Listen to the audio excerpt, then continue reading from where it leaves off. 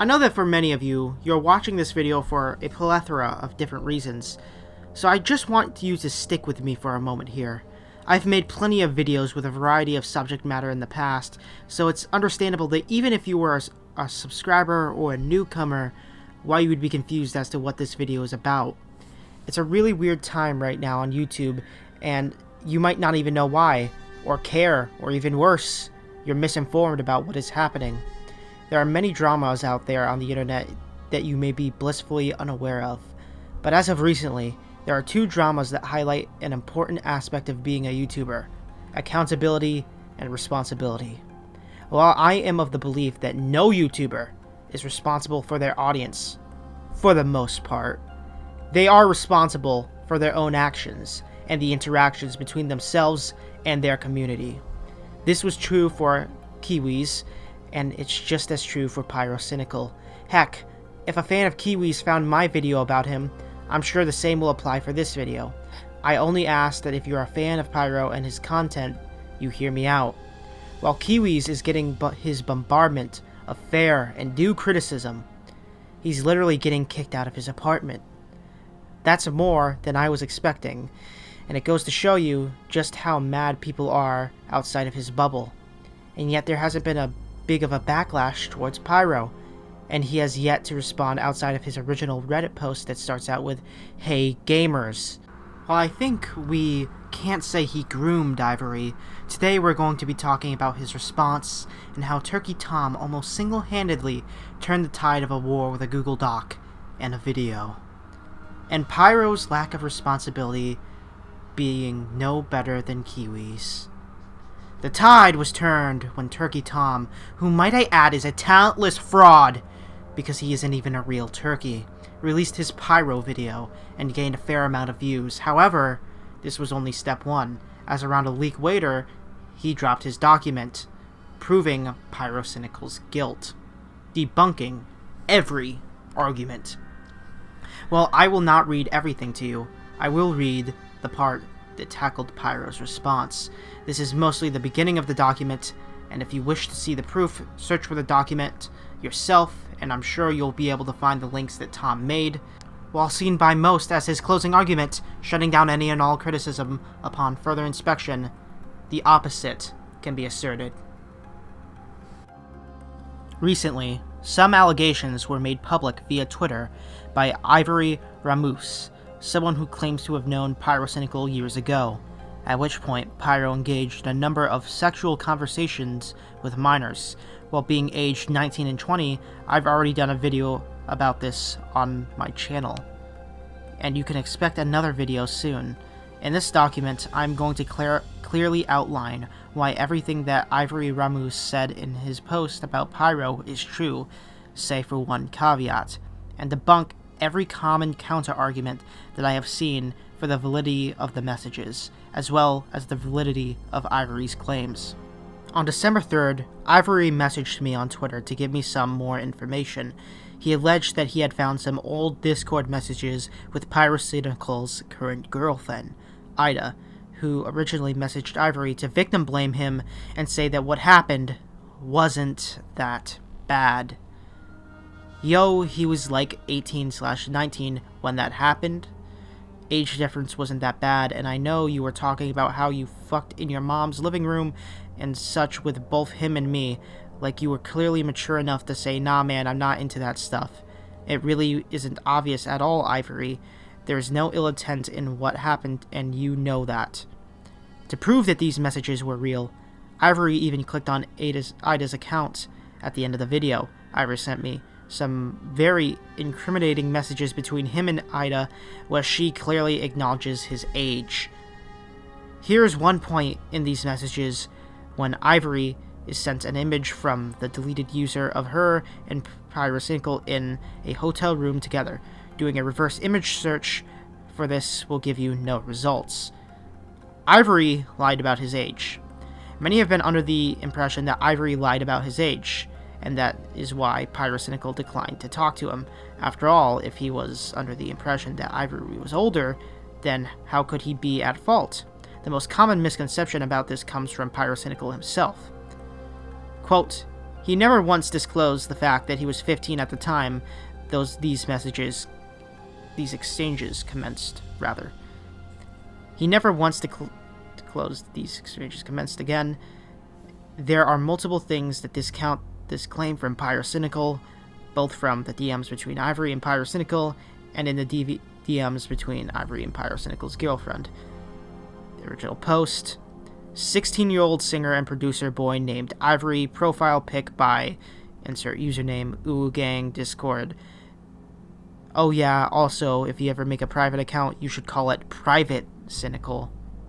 Here we see Ivory not only say that he was a minor, but also a message of him clearly sending his Twitter bio with his age in it to Pyrocynical, at which point he would have been 16 years old and Pyrocynical would have been 20.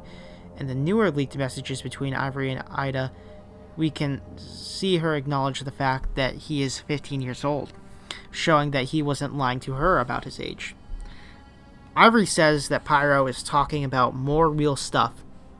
But okay, how bad could it be? We don't know the full intent of these messages, right? Well, it gets worse. This is just me thinking I know Niall, but I don't know. He would actually be into a bi relationship. I think he's more open to mostly porn and sex, you know? Yeah, you're right. Yeah, probably. I just don't want him to be like, fuck, what have I gotten into? No, I think it's fine, hopefully. Here, Ida clearly says that she doesn't think it's unrealistic for Pyro at age 19 to be in a relationship with Ivory at age 15.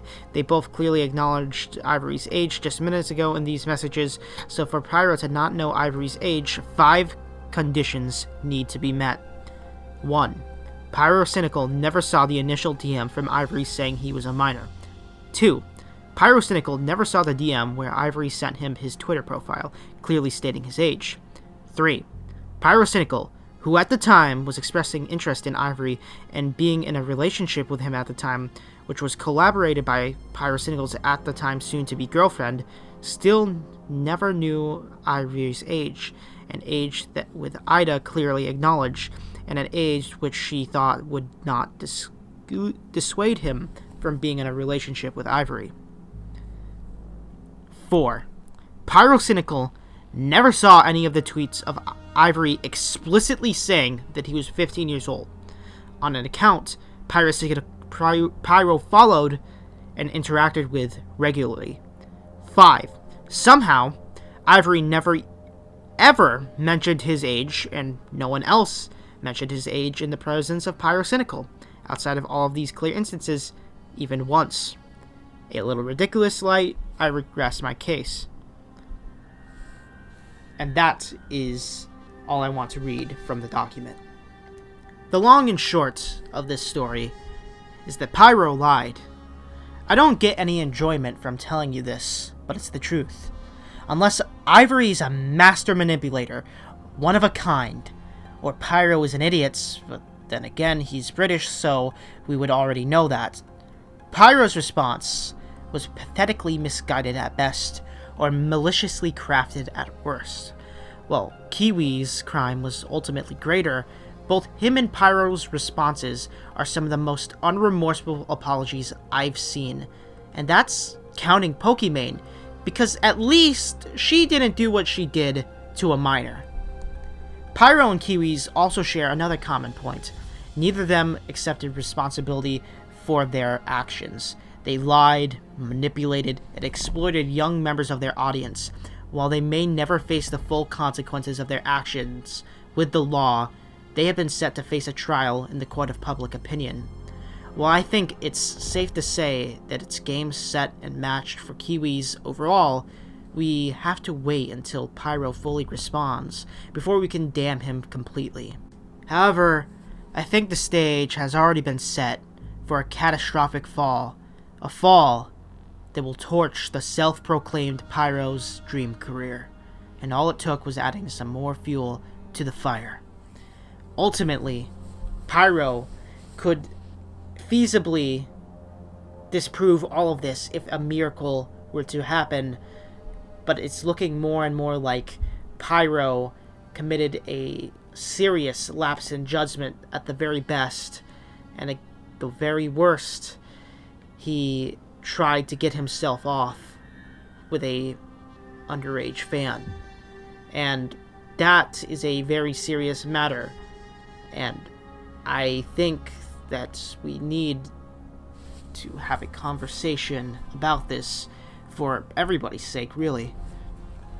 Because if Pyrocynical continues to do these actions, which is unlikely but possible, it could potentially damage the YouTube community as a whole, and that would be extremely unfortunate to people like me who want to maybe one day blow up, and it's unfortunate to the viewers, and it's definitely unfortunate for the people who have already made this their livelihoods.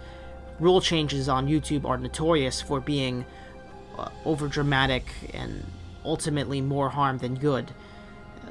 After all, look at how many people have been banned for seemingly no reason, or look at people like the children's channels who have their comments turned off because just a couple people out there are perverted degenerates that get off to their kids.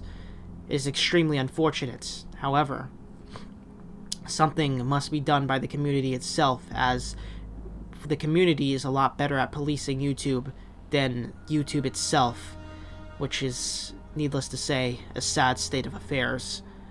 I can only pray that Pyrocynical has learned from his actions and that there is some form of forgiveness to be found within him, but I am not one to offer that path to redemption. He must seek it and find it himself, and I don't think we should completely damn him until he puts the nail in the coffin himself. But with that said, I hope you enjoy the content I've been making, and I hope that you stick around to see what I make next. Leave a like, subscribe, and I'd love to reach 30 subscribers by the end of this year. And with that said, I've been KB Baby, and may God bless your souls.